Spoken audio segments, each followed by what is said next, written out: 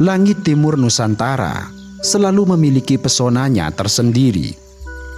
Di ufuk sana, sebuah pulau besar bernama Papua menyimpan hutan-hutan yang bagaikan dunia lain.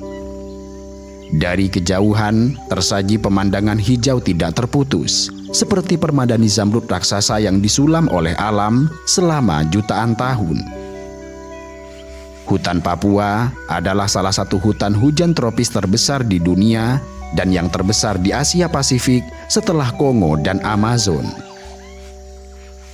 Luasnya diperkirakan mencapai lebih dari 33,6 juta hektar, yang sebagian besar berada di Provinsi Papua dan Papua Barat, atau mewakili sekitar 25% dari total tutupan hutan di seluruh Indonesia.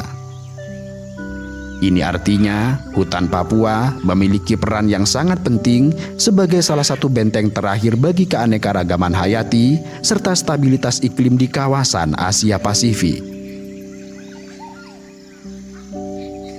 Di atas peta, Pulau Papua terlihat seperti burung yang terbang ke arah timur. Kepala burungnya adalah semenanjung Vogelkop atau kepala burung di Papua Barat, sementara sayapnya membentang ke arah Samudra Pasifik. Sebagai hamparan hutan hujan tropis terbesar ketiga di dunia, ia adalah mozaik ekosistem yang membentang dari pesisir mangrove yang berlumpur, melalui rawa-rawa sagu yang luas, menanjak ke perbukitan yang diselimuti kanopi lebat, hingga puncak-puncak pegunungan bersalju abadi di Pegunungan Jayawijaya, yang merupakan satu-satunya tempat di Indonesia di mana gletser tropis masih berjuang untuk bertahan.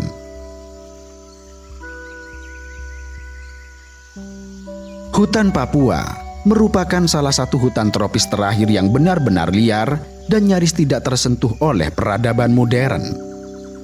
Disinilah hidup spesies yang tidak ditemukan di tempat lain di muka bumi, dari burung cendrawasih yang disebut sebagai burung surga, burung kasuari yang bagaikan penjaga purba dari zaman yang hampir terlupakan, hingga kanguru pohon yang unik yang seolah menolak hukum lazim dunia kanguru di Australia.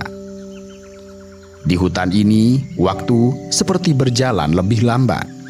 Setiap langkahnya seolah perjalanan menembus masa lalu bumi, menuju sebuah dunia yang nyaris mitologis. Hutan Papua dikenal dengan kekayaan faunanya yang eksotik.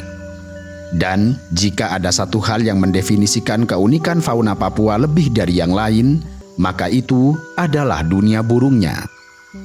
Pulau Nugini yang mencakup Papua Indonesia dan Papua Nugini memiliki lebih dari 700 spesies burung yang tercatat, di mana lebih dari 300 diantaranya adalah burung endemik. Itulah mengapa Papua menjadi kiblat bagi para pengamat burung serta ahli ornitologi. Keanekaragaman ini lahir dari isolasi geografis yang panjang serta variasi habitat yang ekstrim, mulai dari pantai hingga puncak gunung es. Setiap ceruk ekologis diisi oleh spesies yang telah beradaptasi secara sempurna. Di lantai hutan, kita bisa menemukan burung dara mahkota, sejenis merpati raksasa seukuran kalkun dengan mahkota rendah biru yang spektakuler. Di kanopi, kita bisa menemukan paruh besar kakak tua raja yang cukup kuat untuk memecahkan biji paling keras sekalipun, hingga burung-burung mungil warna-warni yang melompat-lompat di antara semak belukar.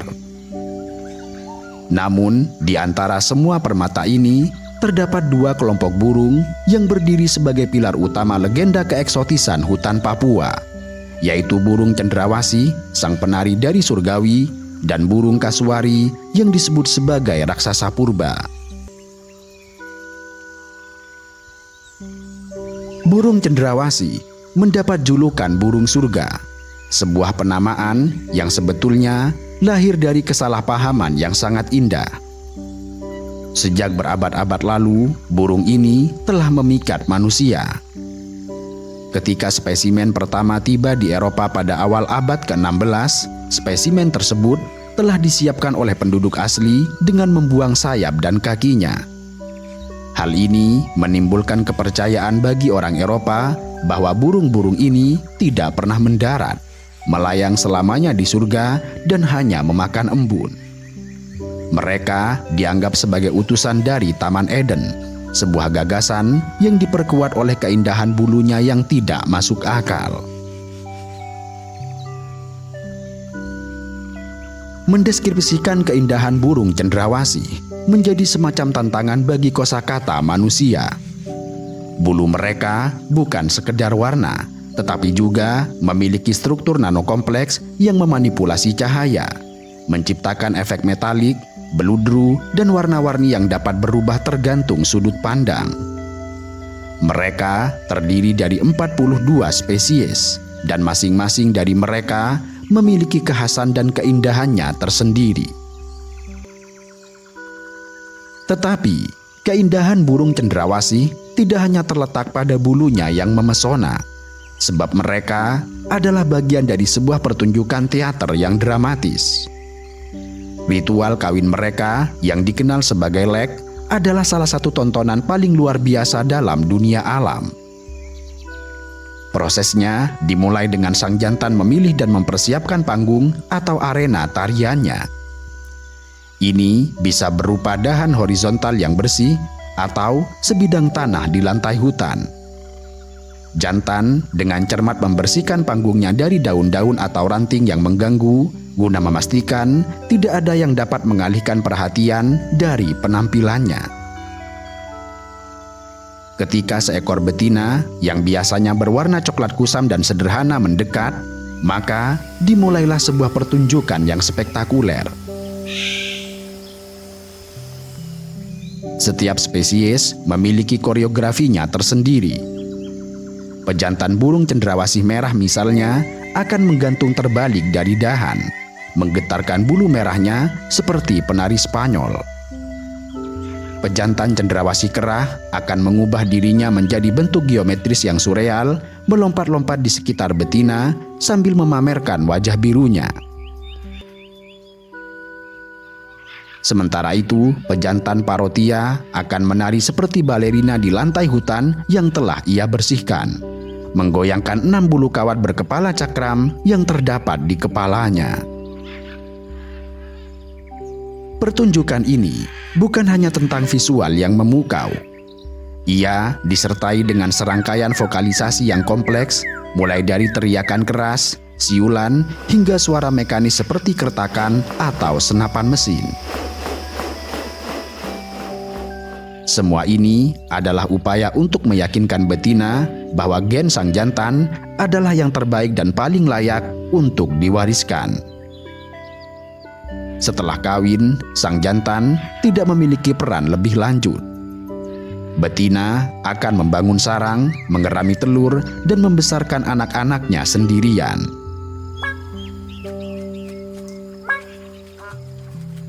Selain itu, di balik kecantikannya, cendrawasih memiliki peran penting bagi hutan Papua. Mereka adalah penyebar biji alami. Saat memakan buah, mereka sering terbang jauh sebelum membuang bijinya, sehingga membantu regenerasi hutan. Jika burung cendrawasih adalah penari lembut dari surga, maka burung kasuari adalah panglima tua hutan Papua. Berjalan di lantai hutan Papua dengan langkah berat dan tatapan waspada, kasuari seolah menyeret bayangan kita pada era dinosaurus. Ia adalah burung darat terbesar di Papua dan salah satu yang terbesar di dunia. Kasuari termasuk dalam kelompok burung ratite, yaitu burung-burung besar yang tidak bisa terbang seperti burung unta atau emu. Garis keturunan mereka sangatlah kuno dan mereka mempertahankan banyak ciri primitif.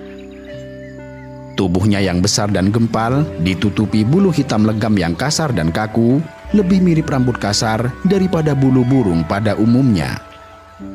Bulu ini memberikan perlindungan sempurna saat mereka menerobos semak belukar yang lebat.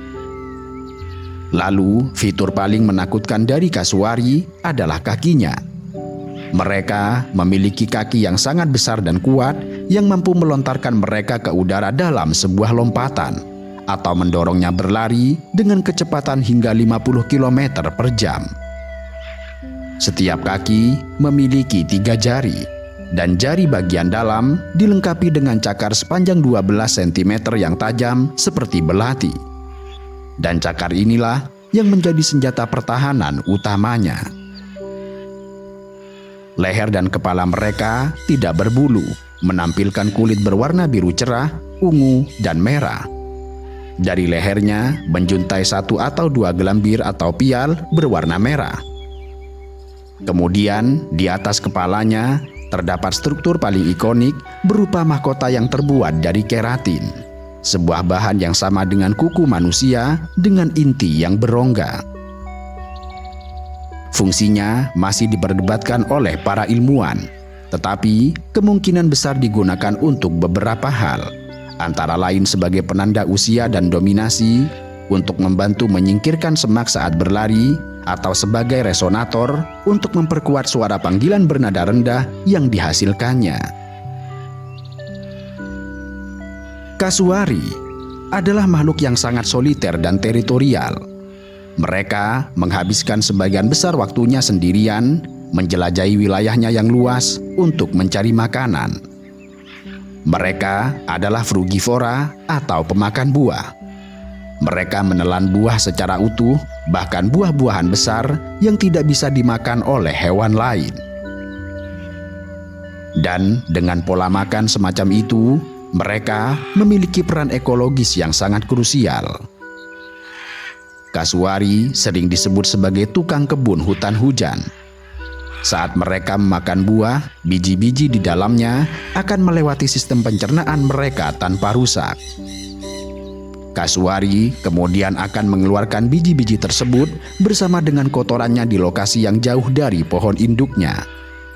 Kotoran ini berfungsi sebagai pupuk alami, di mana dengan cara ini, kasuari menyebarkan biji lebih dari 200 spesies tanaman di seluruh hutan Papua, memastikan regenerasi serta kesehatan ekosistem. Banyak spesies pohon di Papua bergantung sepenuhnya pada kasuari untuk penyebaran biji mereka. Dan tanpa kasuari, struktur hutan akan berubah secara drastis. Kasuari memiliki gelar sebagai burung paling berbahaya di dunia, dan reputasi ini bukannya tanpa alasan. Kendati demikian, sangat perlu untuk memahami konteks dari gelar ini.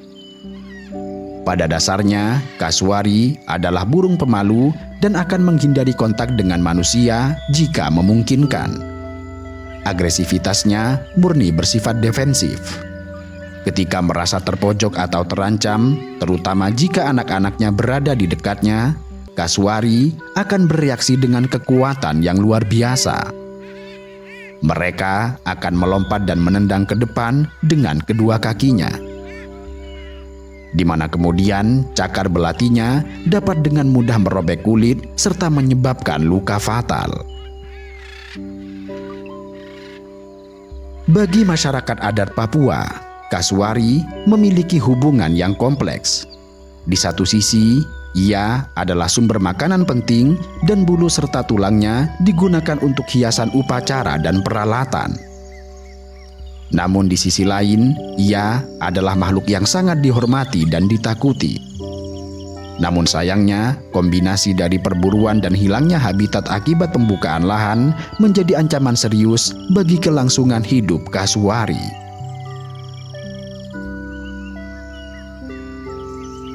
Sementara itu, di kanopi hutan pegunungan yang sejuk dan berkabut, hutan Papua menyajikan salah satu mamalia paling aneh dan menawan di dunia bernama kanguru pohon.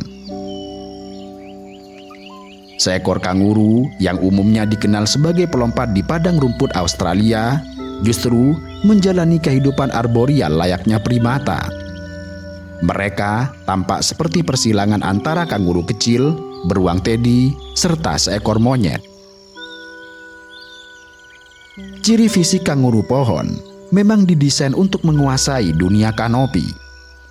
Tidak seperti kanguru darat yang memiliki kaki belakang sangat panjang untuk melompat, kaki belakang mereka lebih pendek dan lebih kekar, sehingga memberikan stabilitas saat memanjat. Mereka tidak bisa melompat secara efisien di darat. Gerakan mereka di tanah cenderung canggung. Lengan depan mereka jauh lebih kuat dan berotot dibandingkan kerabat daratnya. Lengan ini digunakan untuk menarik tubuh mereka ke atas dan berpegangan pada dahan.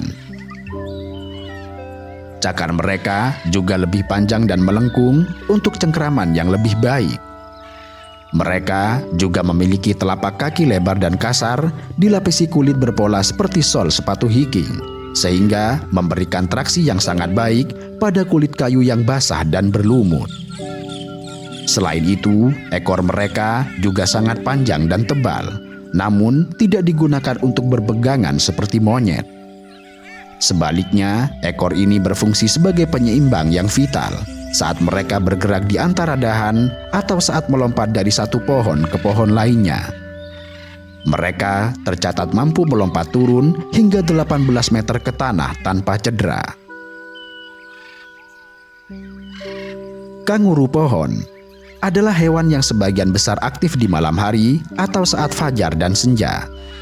Mereka menghabiskan sebagian besar hidupnya di atas pohon, bergerak dengan lambat dan hati-hati saat mencari makan.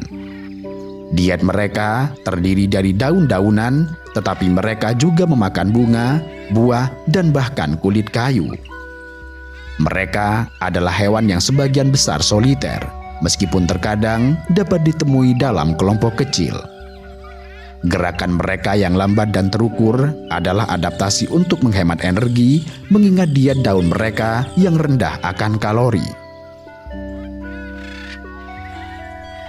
Kanguru pohon terdiri dari sekitar 14 spesies dan sebagian besar hidup di hutan-hutan pegunungan Nugini.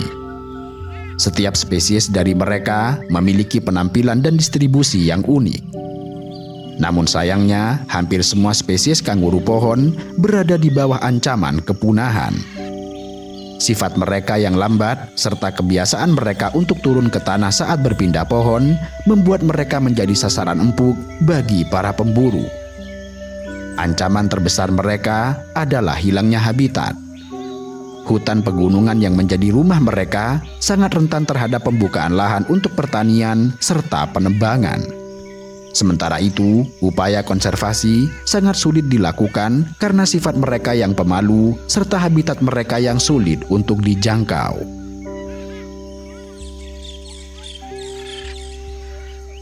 Meskipun fauna ikonik seringkali mencuri perhatian, kekayaan flora dan kehidupan lain di hutan Papua tidak kalah menakjubkan.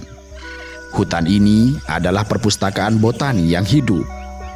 Papua adalah rumah bagi lebih dari 2.700 spesies anggrek, menjadikan hutan ini sebagai salah satu pusat keanekaragaman anggrek terkaya di dunia.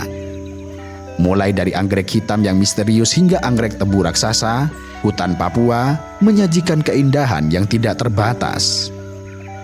Kemudian, selain buah-buahan yang umum, Papua memiliki buah-buahan endemik seperti matoa dan buah merah atau Pandanus conoideus, buah mirip nanas raksasa berwarna merah cerah yang kaya akan antioksidan dan menjadi bagian penting dari diet dan pengobatan tradisional bagi masyarakat pegunungan. Hutan Papua juga menjadi rumah bagi serangga dengan proporsi raksasa. Ada kupu-kupu sayap burung Goliat, salah satu kupu-kupu terbesar di dunia dengan rentang sayap hingga 28 cm. Ada juga serangga tongkat raksasa yang dapat menyamar dengan sempurna sebagai ranting. Selama lebih dari 40.000 tahun, manusia telah hidup dalam dan dari hutan ini. Ratusan suku adat yang berbeda telah mengembangkan pengetahuan ekologis tradisional yang mendalam. Dan bagi mereka, hutan bukan hanya sumber daya. Ia adalah ibu, apotek, supermarket, serta tempat suci yang menjadi pusat identitas budaya mereka. Hutan Papua adalah pengingat tentang bagaimana rupa dunia kita di zaman dulu. Liar, penuh dengan keanekaragaman yang melimpah dan menyimpan misteri yang belum terpecahkan. Dari tarian cendrawasih yang memukau, langkah berat kasuari yang menggetarkan, hingga tatapan lembut kanguru pohon di kanopi yang berkabut, setiap sudut hutan ini menceritakan kisah adaptasi dan keindahan. Sayangnya, mahakarya terakhir dari Taman Eden ini berada di bawah tekanan yang belum pernah terjadi sebelumnya. Laju deforestasi, perburuan liar, dan perubahan iklim mengancam untuk membungkam simfoni kehidupan yang telah bergema selama jutaan tahun. Padahal, ia adalah paru-paru bagi bumi, perpustakaan genetik yang tidak ternilai, dan rumah bagi budaya-budaya kuno. Kehilangannya akan menjadi sebuah tragedi yang tidak terukur, sebuah bab yang dihapus dari buku kehidupan di muka bumi. Maka, memahami kekayaan, keindahan, dan keunikannya adalah langkah pertama dan paling penting untuk memastikan bahwa Zamrud Khatulistiwa ini akan terus bersinar bagi generasi-generasi yang akan datang.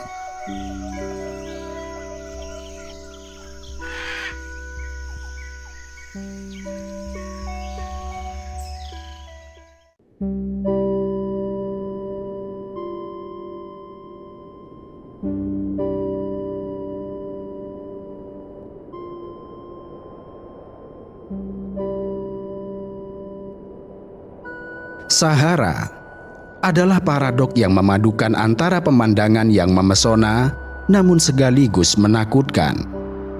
Ia adalah gurun panas terbesar di dunia dengan luas yang mencapai sekitar 9,2 juta kilometer persegi.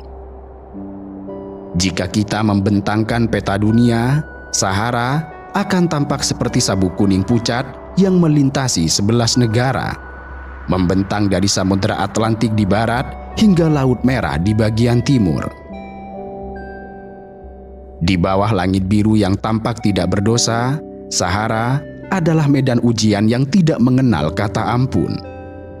Ia telah menelan banyak pasukan, kafilah dagang, bahkan kota-kota yang pernah berdiri megah di tepiannya. Sahara dikenal sebagai salah satu wilayah dengan perbedaan suhu harian paling ekstrim di planet ini. Saat matahari mencapai titik tertingginya, panas bisa menyentuh 50 derajat Celcius. Angka ini sudah cukup untuk membuat logam dan pasir terasa seperti tungku. Tetapi begitu tiba waktu malam, udara yang kering melepaskan panas dengan cepat, dan suhu bisa turun drastis hingga mendekati 0 derajat Celcius, bahkan lebih rendah pada musim dingin gurun. Curah hujan di Sahara adalah kemewahan yang sangat langka. Rata-rata, wilayah ini hanya menerima 2 hingga 25 mm hujan per tahun, itu pun seringkali hanya berupa gerimis singkat yang menguap sebelum berhasil menyentuh tanah. Beberapa wilayah Sahara bahkan tidak menerima hujan selama 40 tahun berturut-turut. Kondisi ini membuat Sahara menjadi rumah bagi ekosistem yang sangat selektif. Artinya, tidak semua makhluk bisa hidup di tempat ini. Mereka yang bisa bertahan memiliki rahasia adaptasi yang luar biasa, mulai dari menyimpan air, mengubah perilaku makan, hingga mengandalkan strategi berburu yang efisien. Salah satunya adalah unta dromedari, spesies yang hanya memiliki satu punuk dan dikenal sebagai kapal gurun yang menjadi simbol utama kehidupan di Sahara. Di tengah lautan pasir yang seolah tidak berujung, mereka bisa melangkah dengan anggun, tenang, dan penuh kepastian, seolah hamparan pasir yang mematikan itu adalah kerajaannya. Selama berabad-abad, banyak orang keliru mengira bahwa punuk unta adalah kantong air raksasa. Padahal kenyataannya, punuk itu memiliki fungsi yang jauh lebih cerdas. Punuk tersebut adalah gudang lemak murni. Ketika makanan telah langka, unta dapat mengolah dan memproses lemak ini menjadi energi dan sedikit air. Melalui proses metabolisme, setiap gram lemak dapat diubah menjadi lebih dari 1 gram air. Dan dengan demikian, punuk itu ibarat pabrik air dan energi internal. Berkat cadangan lemak ini, unta mampu berjalan hingga 40 km per hari selama beberapa minggu tanpa minum setetes air. Bahkan ketika mereka akhirnya menemukan air, mereka bisa meminum hingga 113 liter air hanya dalam 15 menit, seolah sedang mengisi tangki bensin sebelum perjalanan panjang. Tubuh mereka dirancang untuk menghemat setiap tetes air. Mereka memiliki urin yang sangat pekat dengan kotoran yang sangat kering sehingga bisa langsung digunakan untuk bahan bakar api. Untuk menghadapi panas dan dehidrasi yang luar biasa, unta memiliki sel darah merah yang sangat unik. Tidak seperti sel darah merah mamalia lain yang berbentuk cakram, sel darah merah unta berbentuk oval. Bentuk ini memungkinkan mereka mengalir lebih mudah, bahkan ketika darah mengental akibat dehidrasi parah. Lebih dari itu, sel-sel ini sangat elastis, yang dapat mengembang hingga 240% dari volume aslinya tanpa pecah. Inilah sebabnya unta bisa minum air dalam jumlah luar biasa setelah periode dehidrasi yang panjang untuk mengisi kembali tangki mereka tanpa risiko shock osmotik yang akan membunuh hewan lain. Tidak hanya itu, mereka juga memiliki perlindungan fisik terhadap lingkungan Sahara yang juga tidak kalah mengagumkan. Mata mereka dilindungi oleh 2 lapis bulu mata yang sangat panjang serta lebat, yang berfungsi seperti saringan untuk mencegah pasir masuk saat badai. Mereka juga memiliki kelopak mata ketiga yang transparan yang bisa ditutup untuk melindungi mata dari pasir sambil tetap memungkinkan untuk melihat. Lubang hidungnya pun bisa ditutup dengan rapat sesuka hati untuk tujuan yang sama. Kemudian kaki mereka ibarat sepatu salju alami untuk gurun. Telapak kakinya yang lebar dan berlapis kulit tebal mencegah mereka terperosok ke dalam pasir lunak. Bantalan tebal ini juga mengisolasinya dari panasnya permukaan pasir. Dan cara berjalannya yang khas, yaitu menggerakkan kedua kaki di sisi yang sama secara bersamaan, memberikan gaya berjalan bergoyang yang ikonik, namun sangat efisien untuk melintasi medan yang tidak stabil. Dengan semua kehebatan ini, maka jelas mengapa unta bukan sekedar penghuni Sahara. Mereka adalah penguasa sebuah kapal biologis yang dirancang tanpa celah untuk berlayar di atas lautan pasir yang paling ganas di muka bumi. Dalam sejarah Sahara, unta bukan sekedar hewan beban, justru mereka adalah penghubung peradaban. Dari kafilah dagang yang membawa garam dan emas, hingga perjalanan para sufi dengan pedagang lintas gurun, mereka adalah jantung transportasi dan perdagangan di wilayah ini. Tanpa mereka, Sahara mungkin menjadi semacam tembok yang tidak bisa ditembus oleh manusia. Jika unta adalah kapal megah serta agung di lautan pasir, maka jerboa yang dijuluki sebagai kanguru mini di Sahara menjadi semacam perahu motor lincah yang melesat di antara bukit pasir. Jerboa adalah hewan pengerat mungil dengan penampilan yang sangat unik. Dengan tubuh seukuran kepalan tangan, mata hitam besar yang menggemaskan, dan sepasang kaki belakang yang luar biasa panjang, mereka adalah penari balet di atas panggung kematian. Itu karena bertahan hidup sebagai makhluk kecil di lingkungan yang amat brutal membutuhkan strategi yang sama sekali berbeda dari unta. Jerboa tidak bisa membawa cadangan air serta energi sebesar unta. Juga tidak bisa menahan nafas dengan tubuh besarnya. Sebaliknya, strategi mereka adalah menghindar, menghemat, serta bergerak sehemat mungkin. Jerboa adalah hewan yang aktif di malam hari. Saat matahari Sahara berada di puncaknya, mengubah gurun menjadi oven raksasa, jerboa sedang tidur lelap di dalam liang. Mereka menggali sistem liang yang bisa mencapai kedalaman lebih dari 1 meter di bawah permukaan pasir. Di kedalaman ini, suhu jauh lebih sejuk dan stabil, serta memiliki kelembaban lebih tinggi. Liang ini menjadi benteng pertahanan mereka dalam melawan panas ekstrim di siang hari. Lalu, saat malam telah tiba dan gurun menjadi dingin, barulah mereka keluar untuk memulai aktivitasnya. Matanya yang besar bukanlah untuk kelucuan. Itu adalah adaptasi krusial untuk melihat dalam kegelapan pekat malam gurun, yang dapat membantu mereka menemukan makanan serta mewaspadai para predator. Telinga mereka yang besar juga membantunya menangkap suara sekecil apapun, seperti kepakan sayap burung hantu atau langkah senyap rubah fennec. Namun, adaptasi paling luar biasa dari jerboa adalah cara mereka bergerak. Mereka bergerak tidak dengan berjalan atau berlari, tetapi dengan melompat. Dengan kaki belakang yang bisa sangat kuat dan panjang, yang bisa mencapai 4 kali panjang kaki depannya, jerboa mampu melompat dengan kecepatan dan kelincahan yang sangat luar biasa. Satu lompatan bisa membawanya sejauh 3 meter, dan mereka bisa mengubah arah di udara dengan sekejap mata, menggunakan ekornya yang panjang berumbai sebagai penyeimbang.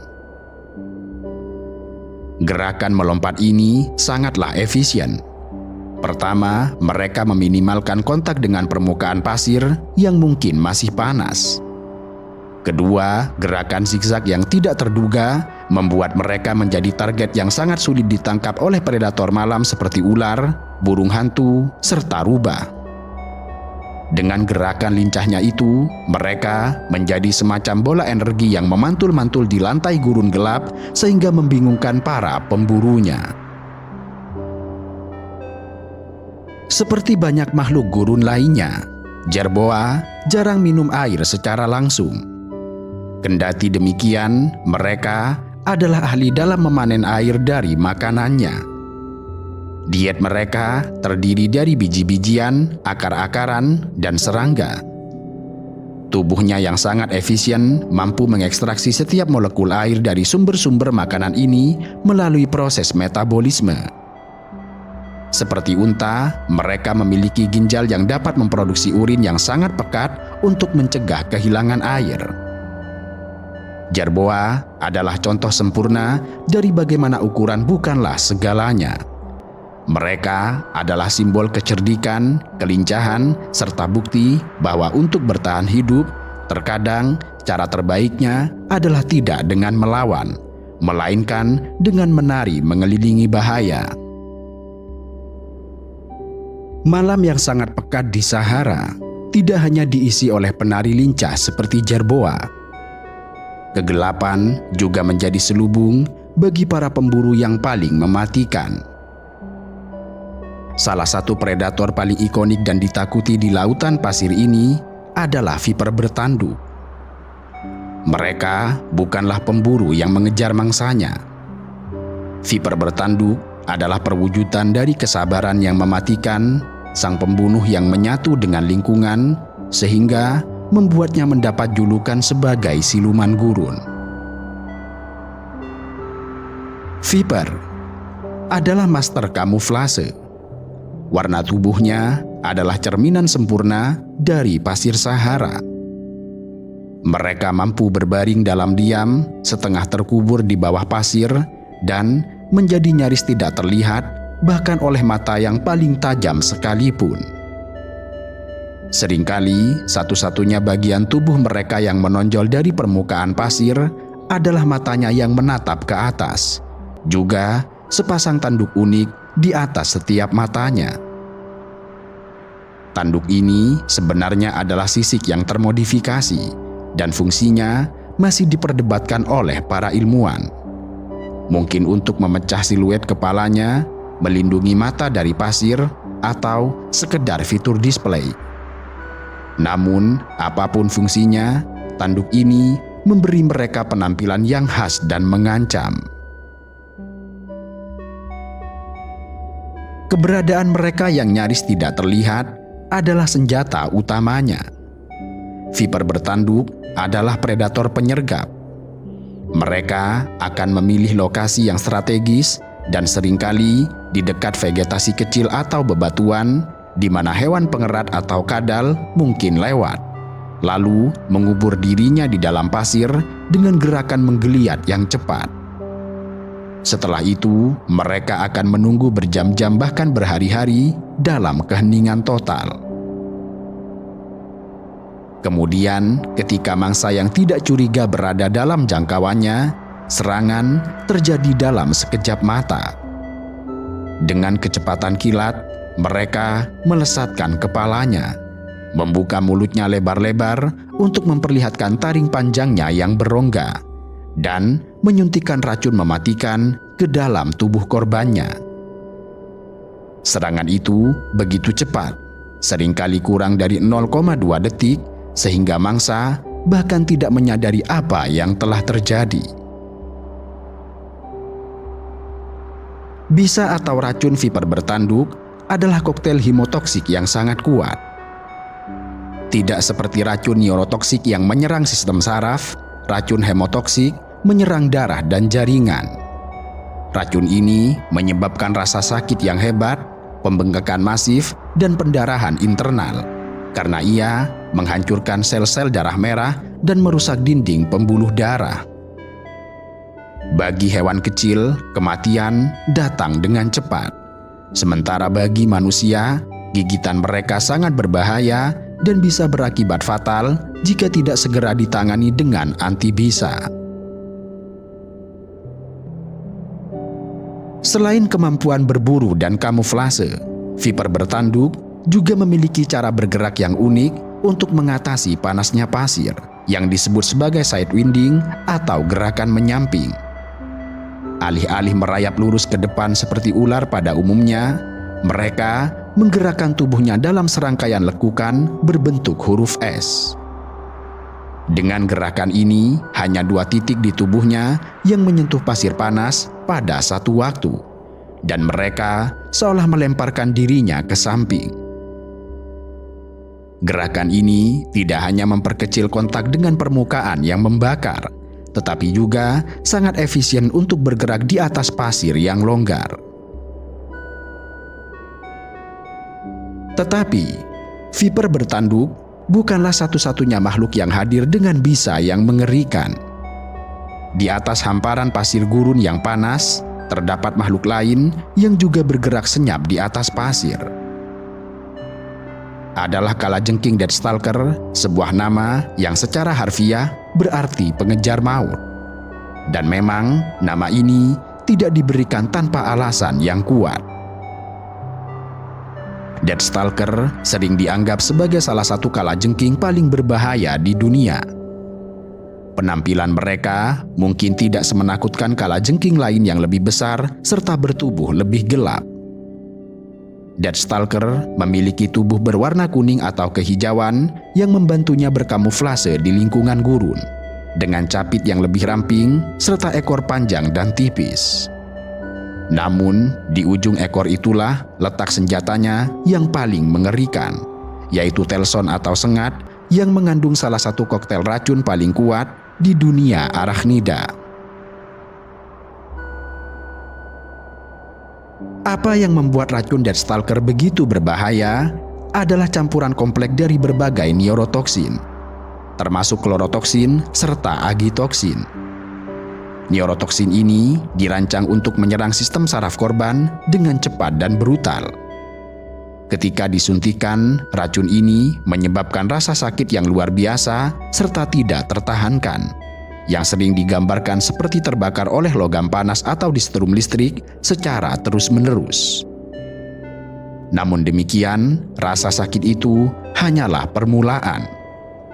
Racun ini dapat menyebabkan serangkaian gejala sistemik yang sangat mengerikan, yaitu peningkatan denyut jantung dan tekanan darah, kejang otot, serta penumpukan cairan di paru-paru yang dapat menyebabkan kegagalan pernafasan. Bagi anak-anak, orang tua, atau individu dengan masalah jantung, sengatan Deathstalker bisa berakibat sangat fatal. Seperti makhluk Sahara lainnya, Deathstalker adalah penyintas yang sangat ulung. Mereka aktif di malam hari untuk menghindari panas yang membakar. Kerangka luarnya yang keras tidak hanya memberikan perlindungan dari predator, tetapi juga dilapisi lapisan lilin yang membantu mencegah penguapan serta kehilangan air dari tubuhnya. Sebuah adaptasi yang sangat penting di iklim yang sangat kering. Mereka adalah pemburu yang sangat sabar serta oportunistik. Dengan capitannya, mereka akan menangkap serangga, laba-laba, atau bahkan kalajengking lain yang lebih kecil. Untuk mangsa yang lebih besar atau lebih sulit ditaklukkan, mereka tidak akan ragu menggunakan sengatannya yang mematikan. Mereka mendeteksi mangsanya bukan dengan penglihatan yang memang tidak terlalu baik, melainkan dengan getaran. Deathstalker memiliki rambut-rambut sensorik yang sangat halus di kakinya, yang mampu merasakan getaran sekecil apapun di pasir yang dibuat oleh mangsa yang bergerak di dekatnya. Tetapi, di antara para hewan gurun yang sangat tangguh dan mematikan, terdapat satu makhluk dengan penampilan yang tampak menipu. Dengan wajah imut, mata yang besar dan ekspresif, serta ukuran tubuh yang bahkan lebih kecil dari kucing domestik, rubah Fennec mungkin terlihat seperti karakter dari film animasi. Namun, di balik wajah polos itu, terdapat salah satu predator dan penyintas paling hebat di Sahara. Fitur yang paling mencolok dan paling penting dari rubah Fennec adalah telinganya yang luar biasa besar. Telinga ini yang bisa mencapai panjang 15 cm adalah adaptasi ganda yang luar biasa.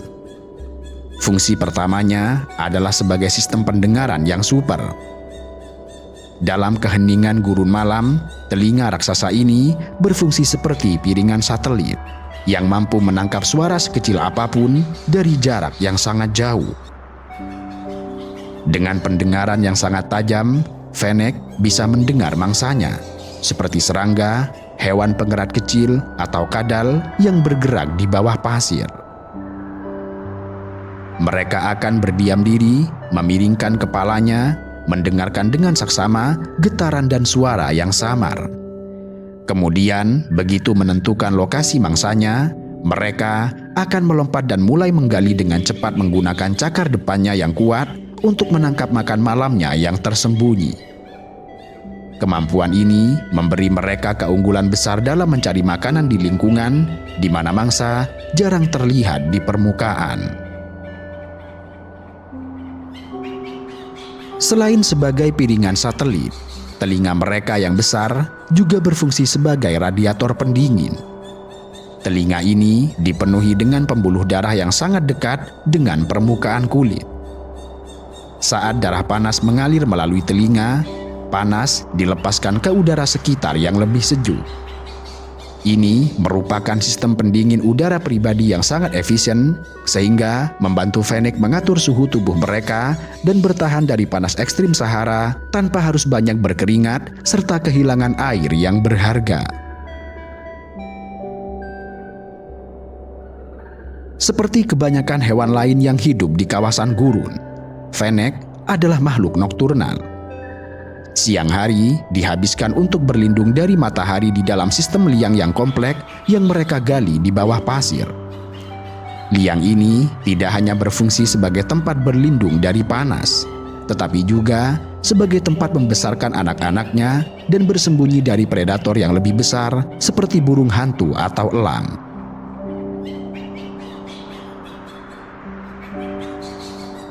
Adaptasi lainnya juga selaras dengan kehidupan gurun. Bulunya yang tebal dan berwarna krem tidak hanya memberikan kamuflase yang sangat baik di pasir, tetapi juga mengisolasinya dari dinginnya malam gurun. Bahkan telapak kakinya ditutupi bulu tebal yang melindunginya dari pasir yang membakar dan memberi mereka cengkraman yang lebih baik saat berlari di atas pasir yang longgar. Dalam hal air, rubah Fennec telah menguasai seni konservasi. Mereka mendapatkan sebagian besar cairan yang dibutuhkan melalui makanannya, yang meliputi serangga, hewan pengerat, telur, reptil, dan bahkan beberapa jenis tumbuhan gurun seperti buah beri atau akar-akaran. Ginjal mereka telah beradaptasi secara khusus untuk menghemat kehilangan air, sehingga mereka menghasilkan urin yang sangat pekat.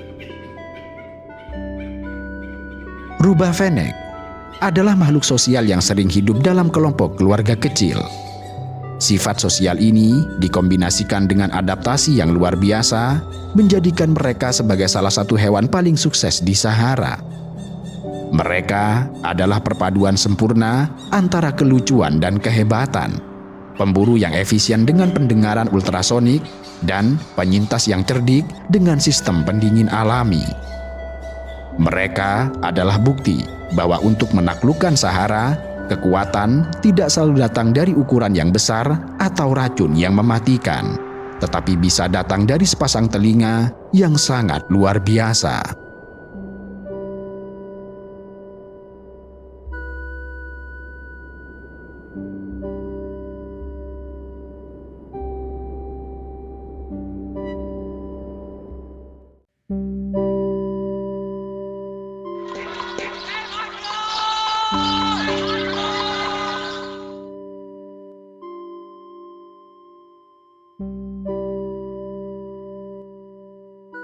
Alam menyimpan jalinan kehidupan rumit namun seimbang. Setiap makhluk, dari tanaman yang paling mungil hingga hewan buas, semuanya saling terhubung dalam rantai ekosistem yang sangat halus. Sebuah perubahan kecil pada rantai itu dapat menjalar menjadi sebuah gelombang besar. Ketika manusia dengan congkak dan gegabah mengusik keseimbangan itu, akibatnya tidak jarang berujung pada kekacauan yang bahkan tidak mampu untuk ditanggung oleh manusia itu sendiri. Sejarah telah mencatat beberapa tragedi ekologis di mana niat menundukkan alam berbalik menjadi bencana. Dari kampanye pemberantasan burung gereja di negara Cina yang berujung kelaparan massal dan menewaskan puluhan juta orang, hingga lenyapnya hewan-hewan kunci yang mengakibatkan ledakan hama. Semua itu mengajarkan satu hal, bahwa kita terhubung sangat erat dengan alam, dan mengusik satu bagiannya dapat mendatangkan malapetaka bagi semuanya. Pada akhir tahun 1950-an, langit negara Cina diselimuti pemandangan ganjil dan mengerikan. Ribuan burung kecil berjatuhan dari angkasa. Mereka bukan mati secara alami, tetapi karena ditembaki dengan ketapel dan senapan, sarangnya dirusak, telur-telurnya dipecahkan, dan siang malam dikejar tanpa henti oleh lautan manusia yang memukul-mukul panci atau wajan, sehingga suara dentuman logam bersahutan di seluruh pelosok negeri.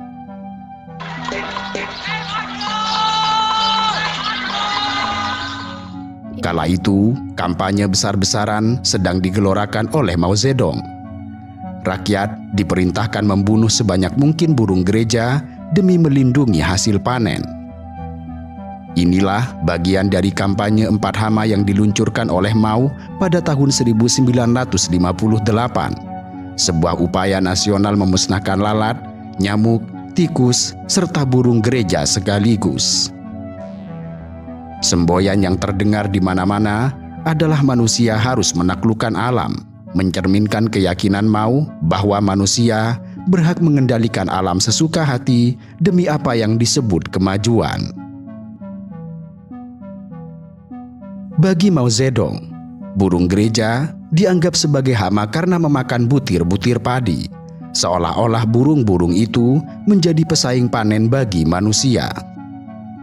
Melalui dekrit pemerintah, seluruh penduduk, dari petani desa hingga anak sekolah di kota-kota, digalang dalam perang habis-habisan melawan burung kecil itu.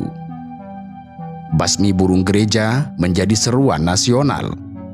Rakyat berbondong-bondong memanjat pohon untuk meruntuhkan sarang, menghancurkan telur dan anak burung di dalamnya.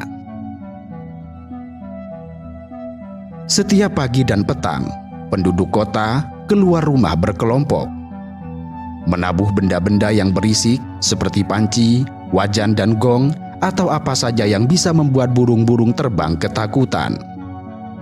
Ribuan tangan kecil anak-anak sekolah turut ambil bagian, melambai-lambaikan tongkat dan kain, menyoraki burung-burung malang yang terbang pontang-panting kelelahan.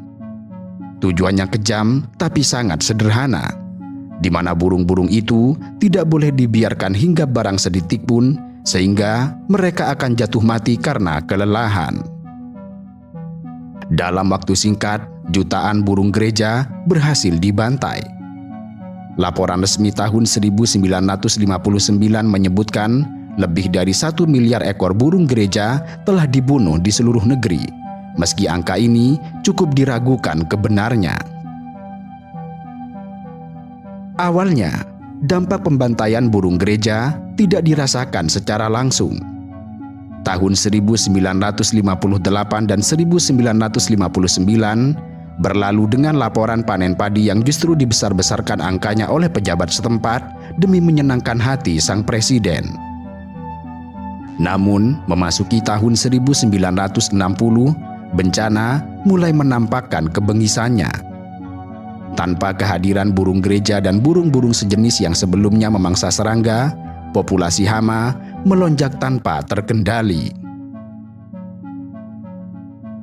Belalang dan ulat menyerbu ladang-ladang dalam kawanan raksasa, melahap setiap helai daun dan batang tanaman pangan yang tersisa.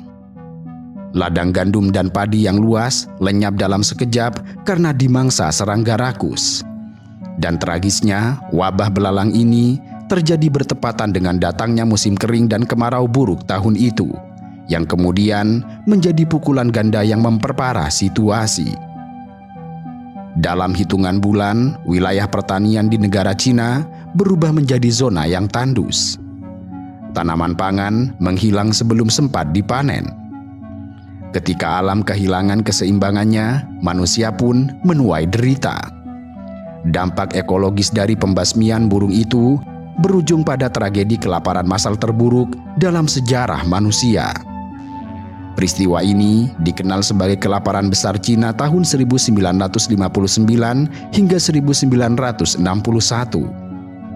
Jutaan orang kehabisan bahan makanan. Orang-orang menggali akar rumput, memakan kulit pohon, atau apapun yang bisa mengganjal perut. Tetapi sayang, itu tidak cukup untuk menyambung nyawa. Korban tewas akibat bencana kelaparan tersebut sangatlah luar biasa besar. Angka resmi pemerintah Cina menyebut sekitar 15 juta jiwa, namun para peneliti independen memperkirakan jumlah sebenarnya jauh lebih tinggi. Sejarawan seperti Yang Jisheng menyebut 36 juta orang meninggal, sementara sebagian akademisi lain memperkirakan total kematian mencapai 75 juta orang. Pada tahun 1960, akhirnya para pemimpin partai menyadari kekeliruan fatal mereka. Kampanye pembantaian burung dihentikan secara mendadak setelah seorang profesor ornitologi Cina membujuk pemerintah bahwa burung justru sangat penting untuk mengendalikan hama. Maka target 4 hama buru-buru diubah. Burung gereja segera dikeluarkan dari daftar dan digantikan oleh kutu busuk sebagai musuh publik baru. Namun demikian, nasi sudah menjadi bubur dan puluhan juta manusia telah terkubur. Pemerintah Cina bahkan dilaporkan sampai harus mengimpor ratusan ribu burung gereja dari Rusia untuk memulihkan populasi yang telah nyaris punah di negaranya. Seperti telah dijelaskan, alam telah dirancang dengan jalinan yang sangat cermat. Setiap daun yang menguning lalu jatuh, ia bukan sekedar sampah yang mengotori halaman rumah atau hutan. Ia justru pulang ke rumahnya yang kita sebut sebagai tanah. Lalu di sanalah kisah lain akan dimulai. Kisah tentang bagaimana guguran daun menjadi makanan bagi jutaan makhluk mikroskopis. menjadi lapisan selimut yang menahan panas serta air, lalu berubah pelan-pelan menjadi humus gelap yang harum. Guguran daun adalah bahan baku dapur tanah. Saat menumpuk di permukaan, daun-daun itu memasok karbon dan unsur hara ke jaringan yang disebut sebagai makanan coklat atau brown food web, termasuk jamur, bakteri, tungau tanah, kumbang pengurai, rayap tanah, serta cacing. Jamur mengkoloni permukaan daun, melepaskan enzim yang memecah sulosa dan lignin. Lalu, bakteri menuntaskan pekerjaan menjadi molekul sederhana. Sedangkan cacing tanah menyeret serpihan daun ke liang mereka, mencampurnya dengan tanah dan kotoran yang kaya akan nutrisi serta agregat tanah. Proses ini kemudian menghasilkan humus, bahan organik stabil berwarna gelap yang meningkatkan kapasitas tukar kation, sehingga tanah lebih piawai memegang hara agar tidak mudah tercuci. Humus juga memperbaiki struktur tanah. Partikel liat, debu dan pasir menggumpal menjadi agregat, membuat pori-pori udara dan saluran air lebih sehat bagi akar. Dengan kata lain, daun gugur bukan sekedar pupuk. Ia memicu ekonomi bawah tanah yang menopang fase paling mahal bagi tanaman, yaitu menghasilkan buah yang berharga. Selanjutnya, di sela cerita itu, ulat dan belalang, dua makhluk yang sering dianggap musuh tanaman, mengambil peran yang lebih rumit. Mereka memang memakan daun, tetapi pada porsi yang sangat tepat justru bertindak seperti tukang pangkas yang mengubah arah energi tanaman menuju buah. Daun adalah pabrik gula. Agar efisien, mereka butuh cahaya dan udara. Tajuk yang terlalu rimbun membuat bagian dalam gelap dan lembab yang menjadi kondisi ideal untuk jamur daun, embun tepung, serta penyakit lain. Maka dengan menipiskan ranting yang berlebih, cahaya akan menembus tajuk, sehingga daun bagian dalam kembali produktif dan sirkulasi udara menjadi baik. Dengan demikian, laju fotosintesis bisa stabil, daun lebih sehat, bunga dan buah menjadi lebih konsisten. Itulah mengapa dalam dunia kebun, pemangkasan atau pruning sangatlah diperlukan. Sebab ia adalah seni mengarahkan energi, menata cahaya, udara dan energi agar tanaman tumbuh sehat, berbunga tepat, dan berbuah dengan mantap. Tanpa pemangkasan, tanaman cenderung liar. Tajuk jadi menebal, bagian dalam menjadi gelap, sirkulasi udara buruk, dan energi terbagi ke terlalu banyak tunas. Lalu pada akhirnya, panen tidak seperti yang diharapkan.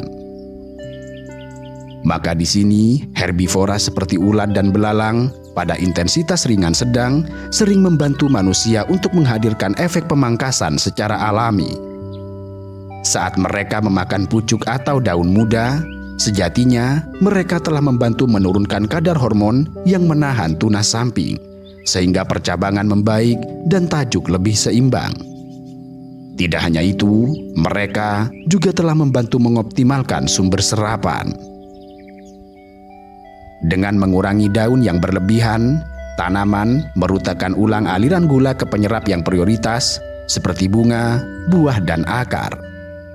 Luka yang dihasilkan oleh ulat atau belalang juga memicu ketahanan dan kualitas.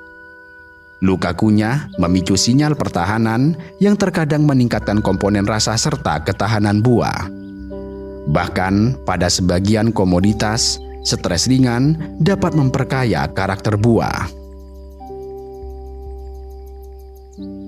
Kendati demikian, kehadiran ulat atau belalang dalam jumlah yang tidak bisa ditoleransi dapat pula menyebabkan kekacauan, yang pada akhirnya juga menjadi sebab terjadinya gagal panen. Lalu disinilah kehadiran burung pemakan serangga seperti burung gereja, perenjak, cinenen, dan lain-lain memiliki peran penting sebagai pengendali alami. Sebab mereka membuat populasi ulat dan belalang terkendali. Alam bekerja dengan sistem yang sangat cermat dan seimbang. sehingga masalah bisa timbul ketika keseimbangan itu mulai goyah. Sebuah kebun mangga yang luas, yang tadinya rimbun dan sehat karena banyak burung jalak dan perenjak berkeliaran memakan ulat, lalu suatu ketika, karena satu dan lain hal, burung-burung tersebut menghilang dari ekosistem. Dari sana, ulat bulu dan sejenisnya yang tadinya dijaga oleh burung predator, tiba-tiba terbebas dari musuh alaminya, sehingga dalam waktu singkat, populasi ulat bisa meledak bagai air mendidih yang meluap dari panci. Kisah nyata ini pernah terjadi di Indonesia. Pada tahun 2011, perkebunan mangga di Probolinggo, Jawa Timur diserbu wabah ulat bulu dalam jumlah luar biasa. Ribuan ulat bulu tampak memenuhi pohon mangga, lalu menghabiskan daun-daun hingga gundul.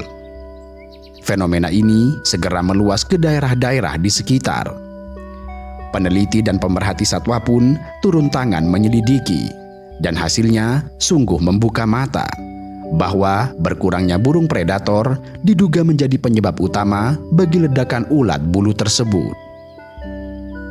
Roset Nur Syahid, Ketua Pro Fauna Indonesia, menjelaskan bahwa populasi burung liar pemakan ulat seperti burung perenjak, jalak, dan cinenen telah menurun drastis hingga 80% dari normalnya di wilayah itu. Rupanya, perburuan liar besar-besaran untuk diperjualbelikan sebagai peliharaan telah mengosongkan pepohonan dari kicauan mereka. Selama bertahun-tahun, orang menangkap burung-burung kecil ini demi rupiah, tanpa menyadari bahwa pada saat yang bersamaan, mereka sekaligus mengundang malapetaka ekologis. Akibatnya sangat jelas bahwa dengan musuh utama para ulat telah lenyap, ulat-ulat dapat berkembang biak leluasa tanpa terkendali. Dan imbasnya, pohon-pohon mangga yang biasanya rimbun habis dilahap ulat. Produksi buah terancam gagal dan kawasan pemukiman disergap rasa takut karena ulat bulu merayap kemana-mana. Contoh Probolinggo ini adalah miniatur dari apa yang terjadi di negara Cina pada skala jauh lebih besar di era Mao. Hanya saja di sini aktornya adalah ulat bulu dan burung kecil lokal, bukan belalang dan burung gereja. Namun di sini prinsipnya tetap sama, bahwa hilangnya predator atau burung sama dengan hama herbivora. Lalu hama herbivora yang meledak sama dengan tumbuhan yang rusak berat. Uniknya, hubungan burung dan serangga ini sebenarnya bersifat timbal balik yang kompleks. Di satu sisi, burung butuh serangga sebagai pakan, terutama saat mereka membesarkan anak. Penelitian menunjukkan bahwa anak burung di sarang hampir selalu diberi makan ulat dan serangga yang kaya akan protein dan bukannya biji-bijian. Maka, tanpa cukup serangga, induk burung kesulitan membesar anakan yang sehat. Jadi, jika manusia secara berlebihan menyemprot pestisida dan membasmi semua serangga hama, dampaknya bisa merembet ke penurunan populasi burung. Di sisi lain, jumlah serangga yang pas juga krusial bagi tanaman dan manusia. Dalam situasi normal, serangga yang cukup untuk menjadi pakan burung dan penyerbuk bunga, namun tidak sampai merusak habis tumbuhan, akan membentuk keseimbangan. Keseimbangan ini dijaga oleh jaringan interaksi banyak spesies. Tidak hanya burung, tetapi juga kelelawar pemakan serangga, katak, laba-laba, serta predator kecil lain. Lalu manusia dapat memanfaatkan jasa alami ini dengan membiarkan alam bekerja. Di alam liar, para predator puncak bagaikan jenderal tidak terlihat yang mengatur barisan mangsa di bawahnya. Mereka menjaga populasi herbivora tetap seimbang, mencegahnya melampaui kapasitas lingkungan. Jika para pemangsa ini hilang, sejenak mungkin mangsa akan bersorak sebab populasinya meledak tanpa ancaman. Tetapi ledakan itu justru akan membawa masalah baru, di mana tumbuhan habis dirambah, habitat rusak, dan akhirnya populasi mangsa itu sendiri bisa kolaps karena kekurangan pakan. Salah satu kisah paling terkenal mengenai hilangnya predator dan dampaknya datang dari belantara Amerika Utara, tepatnya di Taman Nasional Yellowstone. Yellowstone adalah kawasan alam liar luas yang pada awal abad ke-20 masih memiliki populasi serigala abu-abu. Namun, karena dianggap mengancam ternak dan berbahaya, serigala itu diburu habis-habisan. Sekitar tahun 1930-an, serigala berhasil dieliminasi dari Yellowstone, sehingga tidak ada lagi auman mereka di malam hari. Awalnya, populasi herbivora besar seperti rusa elk melonjak karena terbebas dari intayan serigala. Rusa elk kemudian berkembang biak dengan pesat. Hal ini terdengar sangat baik, namun segera menampakkan efek sampingnya, di mana tanpa serigala, kawanan elk merumput tanpa takut dan cenderung menetap di satu lokasi, terutama di lembah sungai dan padang terbuka sepanjang musim dingin. Mereka memakan tunas-tunas muda pohon willow, aspen, dan kapas secara berlebihan hingga tumbuhan muda itu sulit tumbuh tinggi. Perlahan tapi pasti, kondisi vegetasi Yellowstone berubah. Pepohonan muda menipis, terutama di tepi sungai tempat elk suka berkumpul. Salah satu yang paling terdampak adalah semak willow di sepanjang aliran air. Willow merupakan tanaman penting yang akarnya menguatkan tepi sungai dan cabang-cabangnya menjadi makanan musim dingin bagi beberapa hewan. Berkurangnya willow membuat stabilitas bantaran sungai menurun dan habitat beberapa satwa menjadi terganggu. Salah satu satwa yang terpukul adalah biwara. Biwara sangat bergantung pada kayu willow untuk makan dan membangun bendungan. Maka dengan menipisnya pohon willow, populasi biwara di Yellowstone anjlok, di mana tercatat di pertengahan abad ke-20 hanya tersisa satu koloni biwara di seluruh taman nasional. Dengan serigala tidak ada, rantai makanan Yellowstone kehilangan salah satu mata rantai utamanya. Para ilmuwan yang mempelajari kondisi ini mendapati fakta yang menarik, bahwa meski populasi elk saat itu tidak lebih besar dari jumlah elk di masa sekarang, dampaknya pada tumbuhan justru lebih parah. Demikian ini karena ternyata perilaku elk berubah tanpa kehadiran para serigala. Mereka menjadi kurang waspada dan cenderung berkelompok besar, merumput di area terbuka lebih lama karena tidak ada yang mengancam. Dan efeknya, padang rumput dan tepian sungai dihajar habis-habisan.